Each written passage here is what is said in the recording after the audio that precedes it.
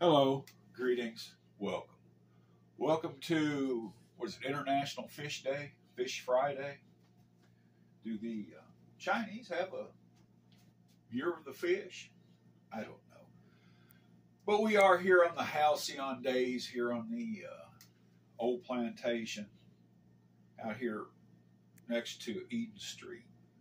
Eden Street runs up here, takes a big swoop. Well, actually, it swoops that way. It goes off into the great unknown, and then beyond that is Nashville. Anyway, joining us on Fish Day and Salmon Gravy is the great white whale. Now, he was a prop when I was doing my reading for the New Bedford Whaling Museum. Was publishing poetic responses during their retrospective of Albert Pinkham Ryder. And I had the great white set behind me. You can watch the video. It's called Amaranth, and it's on my YouTube channel. But the great white was with me. You can see his eyeballs and his mouth. But I noticed as he sat there, he started to look like a bunny rabbit. See his bunny rabbit ear and his eye? So that was kind of off-putting. So we're going to make salmon gravy. We're not going to spend a lot of time on this. It's still in the great pantheon of gravies. I was only going to do this and one more, but I think that there's another one come up that I'd forgotten about, which is mushroom gravy with meatballs, which is a pretty tasty dish, and we still might do a sausage gravy. But let's get salmon gravy out of the way right now. Let's give it some heat. Let's get everything oiled up. You like to be oiled up. Let's get some oil going. Let's get some oil in there. We're going to make it's a roux-based gravy. Now salmon, ever since the COVID, I wash the cans now. Because the way I understand it, that's where COVID travels, is on top of cans. And you can only catch it from cans that you buy in the grocery store, I guess. I don't know. I was never real clear on that. But I'm thinking that at one time, salmon was very economical and it was very cheap.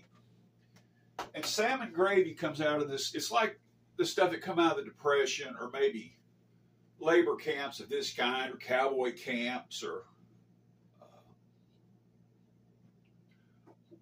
where they drill oil wells. And you have a lot of people doing hard work, and they had simplistic, because you're getting up, you're cooking right before you go to work. You're not going to want to spend a lot of time on it. There was no Starbucks out there or something like that, and you might have only had flour and some pork. And I'm thinking back then, salmon was probably pretty inexpensive. And so it kind of worked its way into this. And when you make a salmon gravy, which is, again, it's like chocolate gravy, you're out in the twilight zone of foods. Let me get a bowl here. We're going to have some special preparations. You're going to have, salmon has some very nutritious oils to it. And when you mix that with maybe some pork fat, some flour, you've got something that's going to get you through a day of hard work. Let me vanish behind the scenes here. I'm going to disappear for exactly 3 seconds and I'll be right back.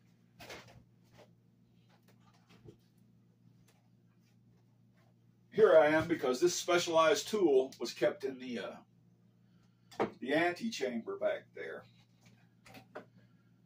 Now, we got to get some flour in there.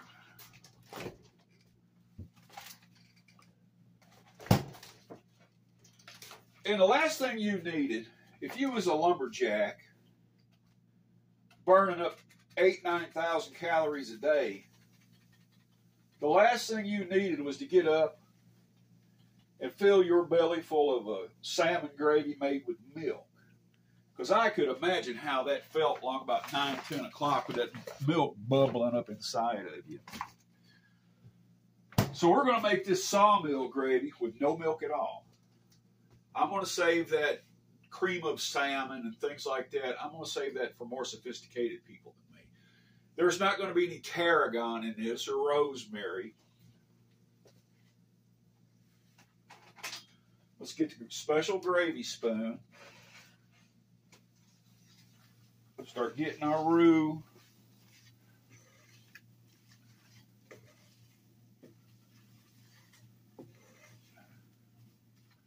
But my poem, the New Bedford Whaling Museum, because I was on a whaling ship in a previous life, so I always had kind of an interest in that. But they sent out a call. They were doing, like I said, they was doing the introspective for Albert Pinkham Ryder, who was a writer and a poet, of people that had been inspired by his work. And it just so happens at that time, in a great blaze of synchronicity, I was writing about, in my own poetic explorations, I was writing about the ocean. And it kind of just all clicked together there. I spoke to them, and they said, send it in. So I made a little video copy of my poem, and they published it online with, I don't know, 7 or 8. They made a little short film of it. But now you go to my YouTube, you'll just see my part of it. You have to go to on YouTube and look up Albert Pinkham Ryder Poetic Response, and you'll find... All right. Let's inspect our salmon here. Let's see what we got. I got to save the can because we're going to cut this off at the end of the gravy, but we will begin again with, we're going to make fish cakes. Well, that's just looking, that browned up. Look at that. Okay, let's get in here in our salmon. We're not going to use all this because, like I said, we're going to use this for, and it should be, it was completely cooked in the can. Look at that, look at that. Oh, man. Let's get that skin off of there. I'm not going to use all that because we're going to make fish cakes. This has got sticking to the skillet road all over it. We'll put that in there. Get one more little piece. Now, see, it'll have some bones in it. But those bones have been completely, whatever that pressurized cooking system that they do, it just turns them bones into mush. This is a very nutritious meal.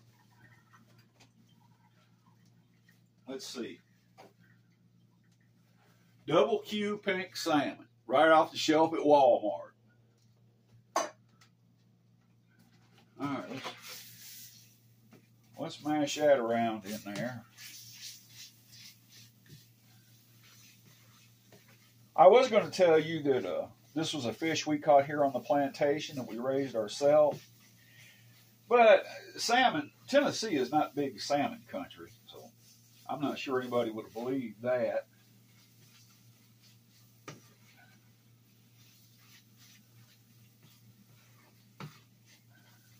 Yeah, that's a sticking. I kind of thought that might grab hold to the skillet down there. Let's give it a little more. I like my roux to be a little more agreeable.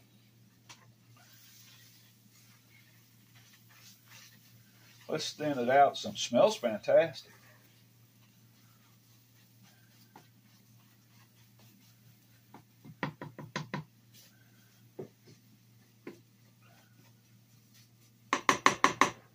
Let's move this back out of the way. I want to use some of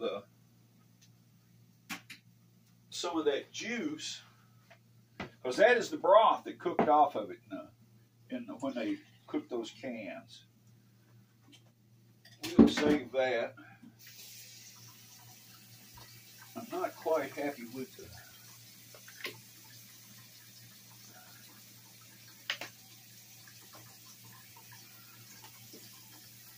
What do you think?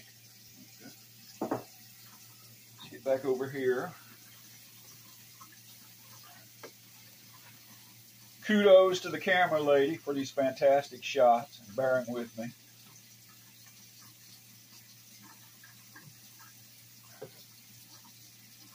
Okay. I think it needs to be a little hotter, maybe.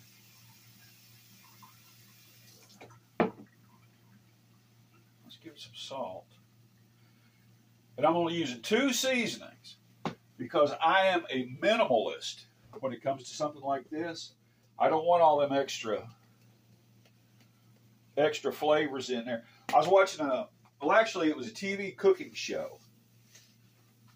And they were showing this restaurant specialty chicken.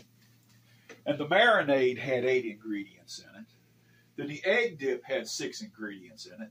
Then the flour that they dipped the chicken in had another 6 ingredients in it. What kind of taste is that going to be? Your tongue would be confused. You ain't know what in the world you're tasting with something like that. And they were just bragging on it. Yeah, we got world famous. This is some of the best chicken in the world. No.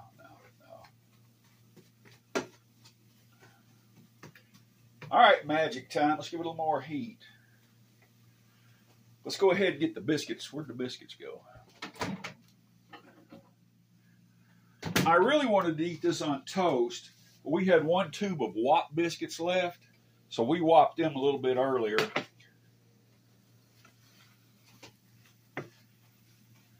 And I was a bit concerned that had I started eating toast, that I might greatly stray from my diet, because I love me a piece of toast. Buttered, oh my gosh. All right, are we hot enough? Let's see. Yes, we are hot enough. All right, let's see how that goes.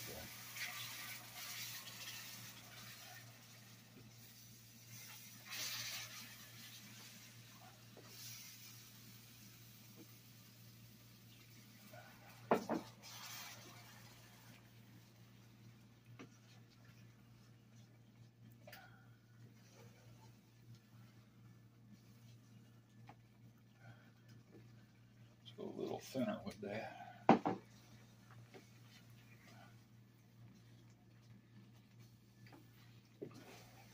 I believe I could have browned the roux just a little bit more. That is cooked.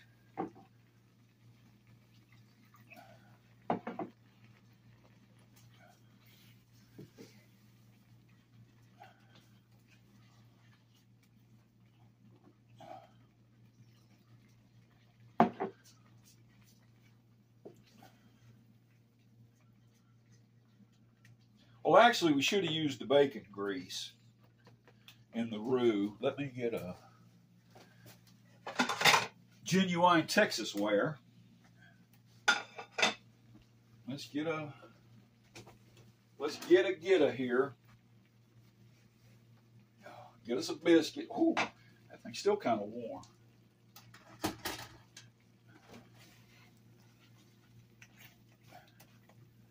All right, let's get us some.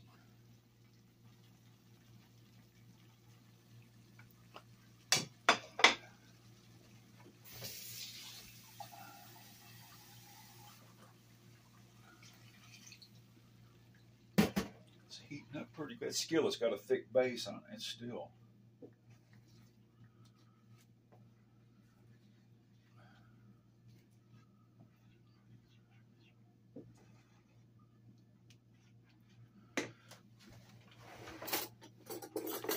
All right, here's the proof is in the pudding.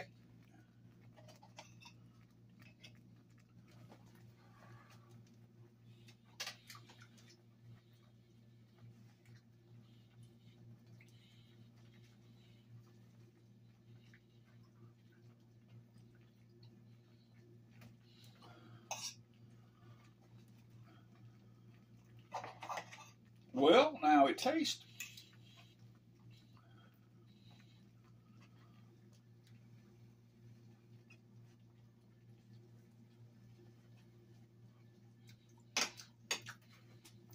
I still ain't got my new glasses. I got to wear 2 pairs to make bifocal.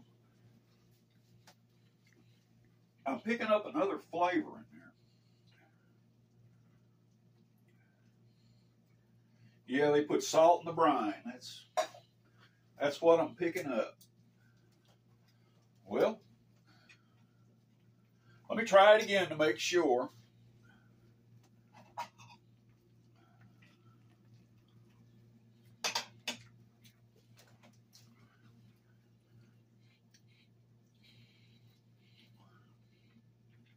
I'd say it's perfectly acceptable. I've stuck a fork in that, now stick a fork in us, we're done.